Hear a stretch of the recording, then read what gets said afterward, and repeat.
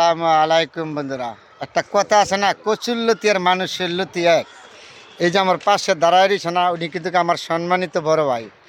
কিন্তু আমরা এক জায়গার মানুষ, এক জায়গায় বসবাস করি, আমরা এক জায়গায় কর্ম করি। আমাদের মাধ্যমে এলাকার হিসাবে, গ্রামের হিসাবে, সম্মানিত হিসাবে আমরা একসাথে উঠা বসা করি। খুব আমার একজন প্রিয় আপনজন, আমার সম্মানিত বড় ভাই। আমরা এক জায়গায় পেশা করি, কর্ম করি। আপনাদের সাথে আজকে শেয়ার করলাম। এটা বলে না, দেশের কাউও ভালো, এটা আপনার সবাই চিন্তা করবেন যে আপনার দেশে যত বড় শত্রু হোক সে আপনার আপনজন, আর দূরে যত বড় আপনজন হোক সে আপনার আপনজন না। দেশের মানুষ সর্বোচ্চ গুরুত্বপূর্ণ।